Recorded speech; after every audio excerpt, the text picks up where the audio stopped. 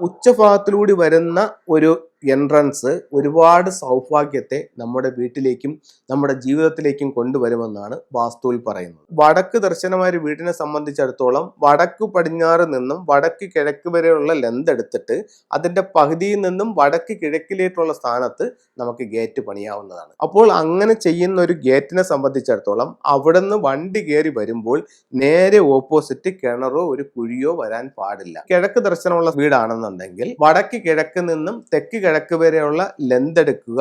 ആ ലെന്തിന്റെ പകുതിയിൽ നിന്നും വടക്ക് കിഴക്കിലേക്കുള്ള ഏത് ഭാഗത്ത് വേണമെങ്കിലും കൊടുക്കാം. തെക്കിനെ പറ്റി പറയുമ്പോൾ ഗേറ്റ് ആയാലും ശരി തന്നെ, വീടിന്റെ പ്രധാന ഡോർ ആയാലും ശരി തന്നെ ഉച്ച ആയിട്ടുള്ള സ്ഥലത്ത് അതിനെ സ്ഥാപിക്കണം. പടിഞ്ഞാറ് ദിക്കിൽ നമുക്ക് ഗേറ്റ് എവിടെ സ്ഥാപിക്കാം എന്നുള്ളത് വളരെ വളരെ പ്രധാനപ്പെട്ട ഒരു കാര്യമാണ്. ഈ ഗേറ്റിന്റെ സ്ഥാനം തെറ്റിയിട്ടുണ്ടെങ്കിൽ പടിഞ്ഞാറിനും തെക്കിനും നമ്മുടെ പൈസ മൊത്തവും കയ്യിൽ നിന്ന് നഷ്ടപ്പെട്ടു പോകാനുള്ള സാധ്യത വളരെ കൂടുതലാണെന്ന് വാസ്തുവിൽ പറയുന്നു. എന്താന്ന് വെച്ച് കഴിഞ്ഞാൽ തെക്ക് പടിഞ്ഞാറ് മുതൽ വടക്ക് പടിഞ്ഞാറ് വരെയുള്ള നീളമെടുക്കുക.